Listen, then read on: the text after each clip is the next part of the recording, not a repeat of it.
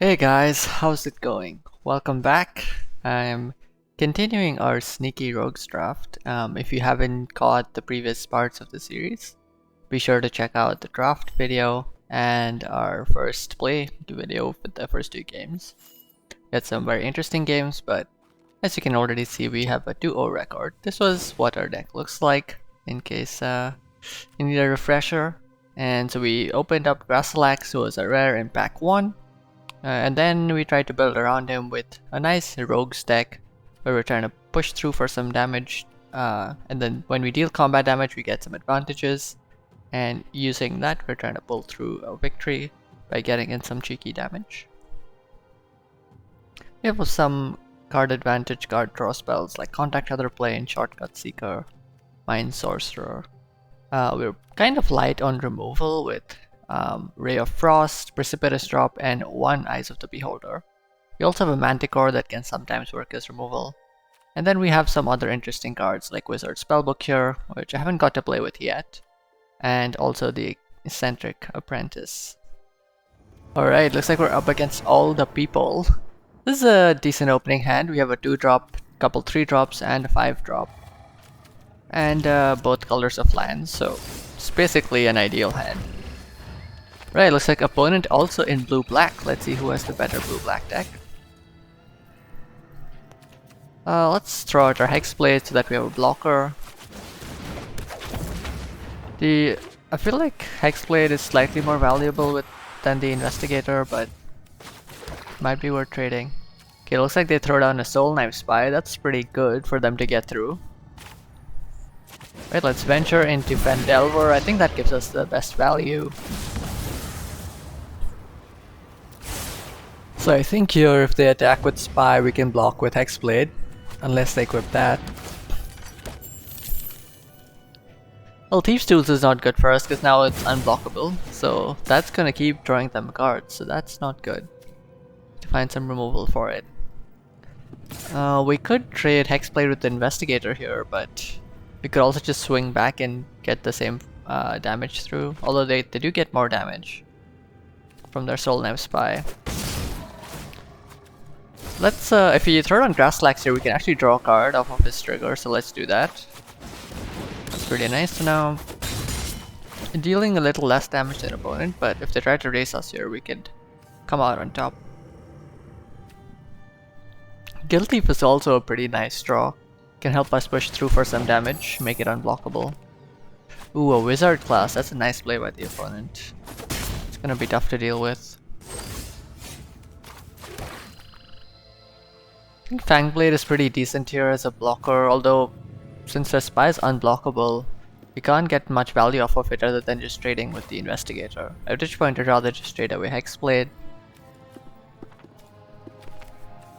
But on the flip side, if they do try to swing in, and you get the swing back with UNT, we do get the Venture trigger.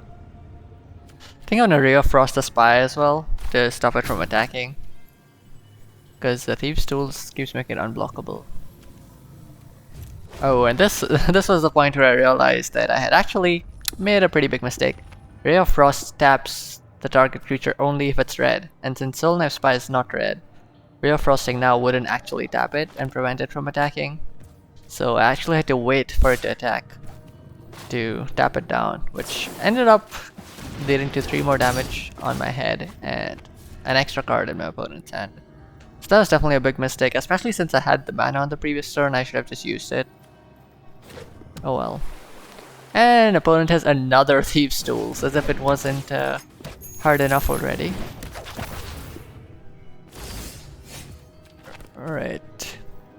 This is looking a pretty tough board. We could get some advantage with Skullport Merchant. Help us draw some cards. Giant could be a nice big beater, but honestly the best thing we could block is the Investigator.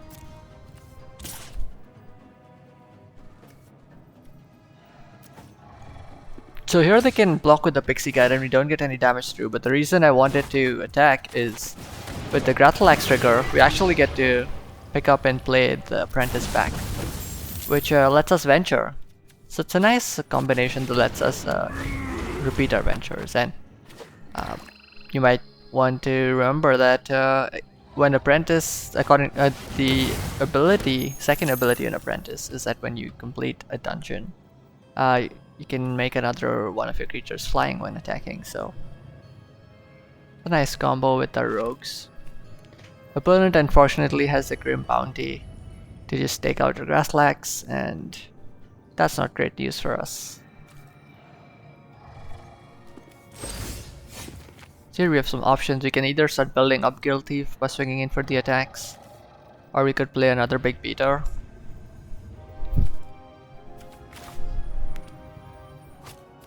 Seeing as our life total is much lower than opponents, I decide that it might be time for me to start chipping away at opponent's life total. Here I think I made another mistake. I shouldn't have swung in with everything. You get no advantage swinging with Apprentice and the Pixie Guide here. And I don't mind trading the Hexblade, but I don't think it's worth trading Fangblade for their Arcane Investigator here. So I would have probably held back the Fangblade and the Apprentice. And opponent has a Ginny Wins here, which is not great for us. That's a big flyer, and our Apprentice certainly can't block that. So we really need to draw into some answers here. Especially since opponent also has 2 Thieves' Tools, so even if we found a blocker for it, opponent could just make the Wins here unblockable, and that would be a bad clock for us. But opponent has even scarier plans with the Warple Sword here. So currently we don't really have an answer to the Warple Sword, and opponent is getting close enough to that 8 mana value where they can activate it, so things are looking kind of scary.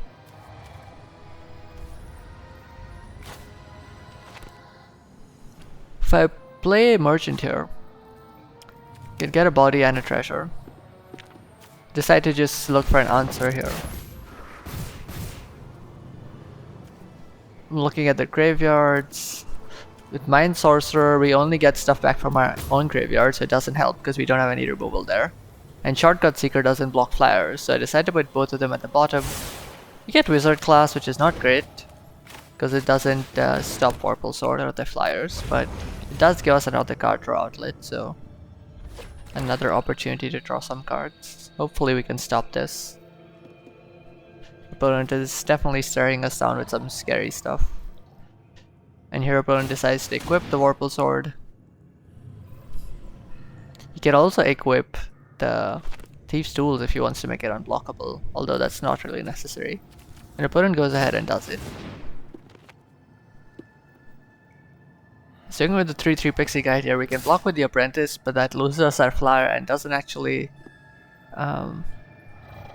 get us anything. We can block the Winds here with the Apprentice, but I decided to do it since we're already so low. And the other thing is they already have Thieves' Tool, so they can just make it unblockable next turn, so might as well take the opportunity while we have it. And here I'm trying to figure out if it's worth playing any of these. Don't think Frost Giant is the answer here. I have 2 flyers that we can't block. We really need to draw into some answers. I think the best thing would be to level up Wizard class here to draw 2 cards. Try to look for something, draw into something, Precipitous Drop maybe.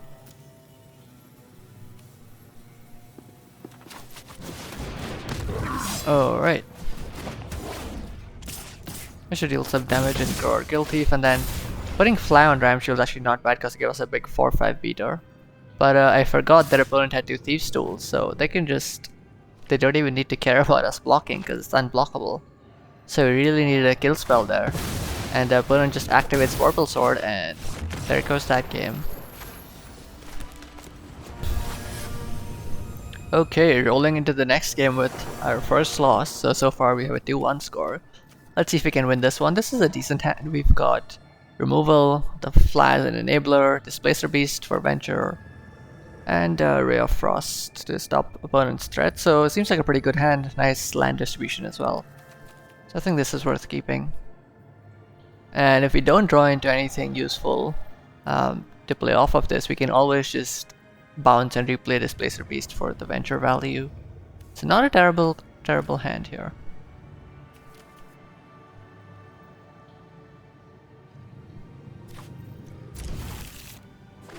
Okay, turn 1, no plays. Opponent looks like they're in a green treasure deck, maybe green-white possibly. Green-white life gain deck is pretty strong. I think Innkeeper is also pretty good in that deck. Constant life gain triggers. Opponent seems to be making a lot of treasures here, so that leads me to believe either they're missing lands of their second color or they need to play something really expensive here. I decided to swing with the Investigator here because I wouldn't mind trading it for the Innkeeper despite their Innkeeper being a 1-1. Because Innkeeper can get them a lot of value if they keep doing it. I decided to just go for Phandelver here. Ooh, Wizard Spellbook on top. Seeing as we don't have enough land to play it, I don't know if it's worth keeping that on top. And it's not like we have any great instants or sorceries in the graveyard, so that's more of a late game card to bail us out of situations, so I decided to just throw it to the bottom here. Opponent already up at 6 mana to our 3. Let's see if they have any big beaters to throw down. Very strange attack by opponent. I'm wondering if I should block here. I decided to not block because I'm pretty sure they have a combat trick up that they can just, you know, pump their Innkeeper and make me waste my Displacer Beast here. 1 damage is okay. So drawing into more lands is not great, but I think once we hit 5 or 6 we don't really need more. Because our spells don't cost more than that.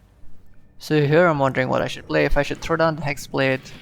And I decided to do that to add to the board, and then I'm still able to either Ray of Frost or Fly. So let's see what opponent does here. If they do attack with the Owlbear, which they probably will, Ray of Frost is a nice piece of removal to stop it next turn. So I decided to Ray of Frost the Owlbear. Let's see what opponent has, maybe something in response. Or they might just be holding up a combat trick.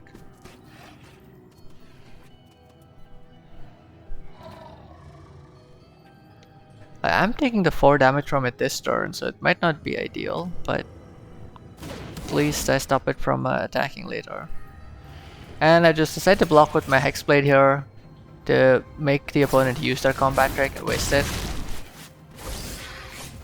Maybe I should have double blocked with Investigator, but I might have lost both in that case. And I swing in with Displacer Beast here. Opponent doesn't have any block, seems like. Seems okay. I'm wondering if I should bounce Displacer Beast. But I stop at the end of my opponent's turn. Guess I need to bounce it.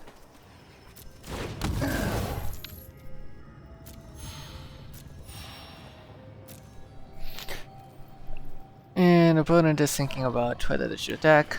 I decide not to bounce it, mainly because I realize I need to Eyes of the Beholder the Hillgorger, so I won't actually have the mana to replay Displacer Beast. So I decide to just keep it on the battlefield, not bounce, and swing in for the damage instead. Opponent is finally finding their white lands. Doesn't seem to be holding up too much gas though. They don't add any creatures to the board, so what are they holding? More lands perhaps? So I decided to throw down the Guild Thief here. If we can throw Fly on Displacer Beast or Guild Thief, we can have 2 unblockable attackers. And that's gonna put opponent on a pretty tight clock here. I decide not to use it yet though, in case opponent has some removal to stop us. Fly only costs 1 mana after all. They should be able to still play it next turn and attack. Decide to bounce the beast to my hand here, because don't really seem to have anything better to do with that 3 mana. Get the extra venture trigger here.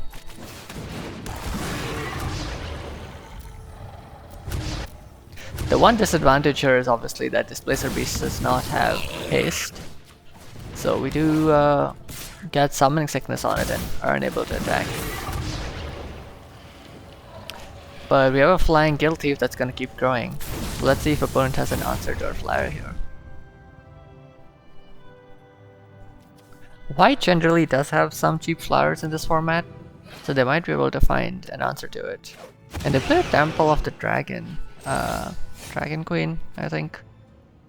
Naming red, so maybe they're splashing for some red card. Red Dragon perhaps.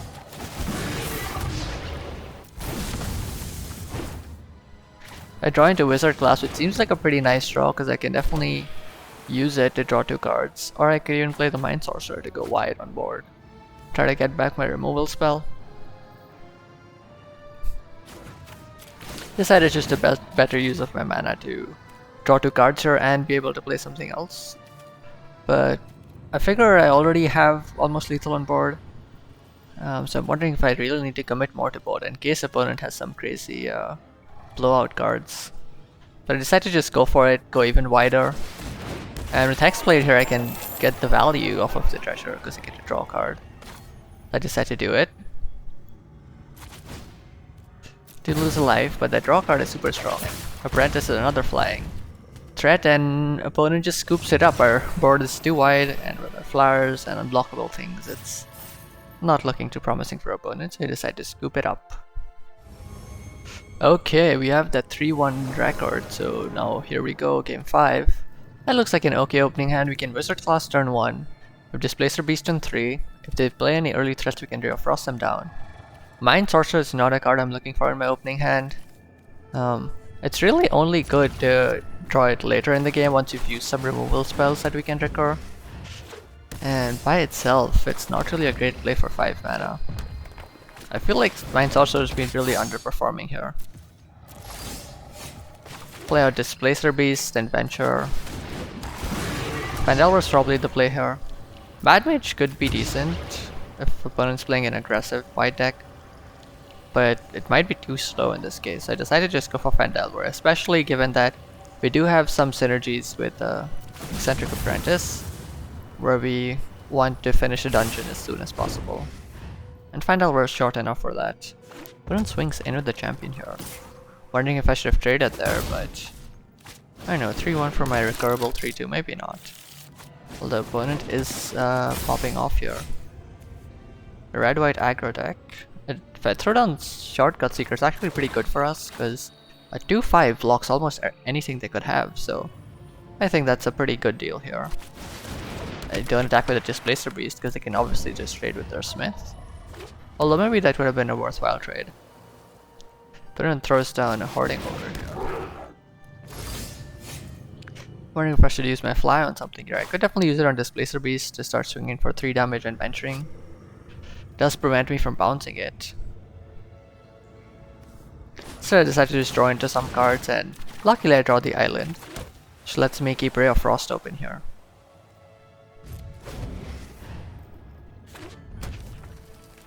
I'm drawing into a lot of spells, but what we need now is some lands to play them. So let's hope we draw into some of those. Opponent plays a Rust monster here with haste. It's not the best option for us because it's hasty and has first strike. And that first strike can be pretty scary, especially with Hoarding Ogre. That's a nasty combo. Because Hoarding Ogre generates just 1 treasure for them here, but that not only adds value for Smith, but they could grow Rust Monster at any time for free for every treasure they have. And that means we can't even block it with Shortcut Seeker because they can just pump it up to a 5-1 first strike. So I just decided to block one of their 3 damage attackers here and Ray of Frost, the Rust Monster, because that can become a pretty scary threat if left unchecked, especially with all these Hoarding Ogre treasures. Opponent plays Armory Veteran here, going even wider with the board. I draw into a Reaper's Talisman. It's a pretty good card to help us attack through and gain some life back, but I'm wondering if it's what I want to play here. Could throw Grathalax down to have another blocker. Mind Sorcerer doesn't really help us at this point. Going Talisman into Fly might be worth it. Just having one super big attacking creature, or super valuable rather, doesn't have to be big. We Displacer Beast. Given this board state, opponent can definitely race us down unless we can get some life gain. So I decided this is probably my best course of action. Get to deal 3 damage to them, drain back 2 life, and get some Venture synergy. Of course, the 1/1 Red Goblin here is definitely better than the Treasure because it gives us a blocker for the incredibly wide board. And just when I thought the Rust Monster was done with, the opponent just draws into another one. And things are not looking too good for us here. Decide to block their champion with the goblin because at least that trades well. And I have to block the rust monster here just because of the damage threat it poses. But opponent can easily sack the treasure and kill my short group seeker. So I decide to block the guaranteed 4 damage from Smith instead, but I'm staring down 5 damage, 8 damage plus the 2 rust monster can get, so that's 10 damage potentially. Which is pretty scary.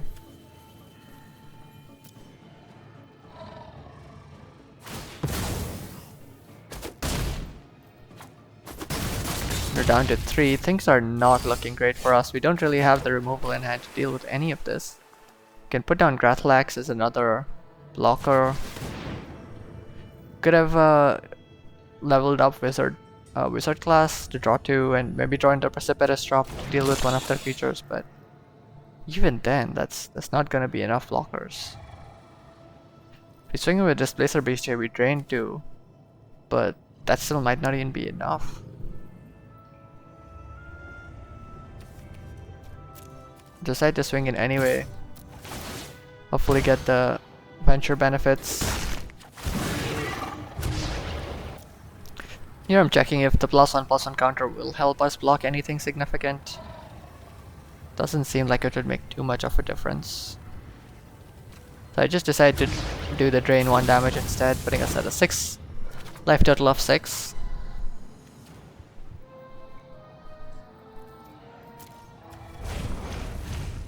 Could have leveled up Wizard class there, but then we wouldn't have had any mana open anyway to block. An opponent plays a second Hoarding Ogre and makes it hasty, and now they have 3 treasures, so Rust Monster is staring us down with an obscene amount of damage. And even if we blocked everything, they could still swing at us for lethal, so this is essentially cheat sheets. Feels kind of bad. Opponent just out-tempoed us with their aggro deck, and they just had the answer every single time.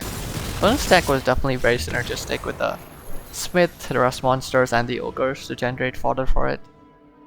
So props to opponent. But yeah, that's our second loss. So now we're at a 3 wins, 2 losses record. So next few games are going to be sudden death. No chance for losses. Let's see how far we can take this run. Hopefully all the way to 7. But yeah, there's definitely some cards in the deck I feel like were not performing as well as I was hoping. So I decided to look through the deck once and see what might be worth eliminating, what wasn't performing up to potential that we could swap out. So deliberating on this quite a bit, looking at what cards we have, we definitely need the removal like Precipitous Drop and the Ray of Frost because we're already light on that. I think the rogues are doing their job with Guild Thief, Grathalax, Soul Knife Spy, Apprentice, all of those. Those are definitely necessary Yuang Ti as well. And we do need some card advantage engines, so Wizard class, Skullport Merchant are both pretty useful as well, and sometimes a Hexblade can do that as well while being a decent 2 mana 2/2.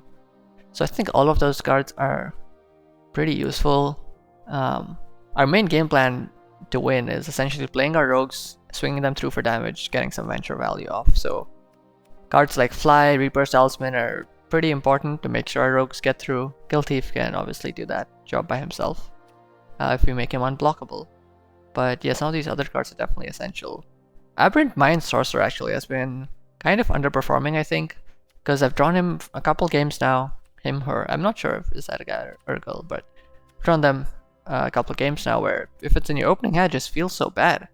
Because unless you have instances of sorceries in your graveyard, the card is basically a dud. It's a 5 mana 3/4, which doesn't do much. The Wizard Spellbook is another super late game card that, I don't know, I haven't drawn much, and whenever I see it, it doesn't feel like I would need it, but in the extremely late game, if you ever draw it, it could be kind of useful. Our other 6 drops seem okay. Beholder is a nice big beater and can sometimes win us the game by giving stuff Menace. And Eyes is expensive removal, but removal we definitely need because we don't have other good removal in this deck, like the 4 mana black removal. What is that? Grim something? Grim Bounty? That's it. Frost Giant has been an okay 5 drop. 4/5 Ward 3 is pretty decent. If you can make it fly, it's a pretty good beater as well. Or a good blocker in the air. Contact Other Plane is decent card draw and much needed, I think. So I think the main thing you might want to get rid of is Mind Sorcerer, because it's such a dead card. I might just prefer something that can do more. Like another Beholder might be decent, you know? It's 1 mana more, but it's a bigger body. It does stuff when it enters, and it just always does something at least, you know? You could also just get rid of Sorcerer and get another Eyes of the Beholder. We're definitely light on removal, and it's definitely situations where I wish, you know, instead of the Sorcerer, if I just had some removal, we could have won. I think that's just the way to go. It doesn't feel great playing 2 6-mana removal spells, but unfortunately it's just the options we have. We don't have better options. And at least it's almost unconditional, right? -11 deals with pretty much everything in the format, so I think having 2 of those is pretty nice for a strategy, especially against opponents' big bombs that they play that, you know, given our small rogue creatures, we have basically no answer to. Or even like big flyers, right? If they play a 4/4 dragon or a 3/3 angel, it's pretty tough for us to block. So I think that's gonna be pretty good for our deck, but yeah, I think that's it. That's gonna be it for our deck right now. Don't think we need to splash any other cards, but let's see if this change can help us make it all the way to 7 victories, hopefully. Currently we are at, what is it, 3-2? Not a great score, not a great score. But hopefully if we don't get any more losses and just 4 more wins, we can do it, right? You just gotta believe. But anyway, hope you guys enjoyed that playthrough. And those games, you know, weren't the best games, 2 losses, but we did have 1 great win in there. But yeah, make sure you stay tuned to see where this deck goes from here. And thank you guys for watching, I really appreciate it. Make sure to, you know, leave a like, and see you guys next time.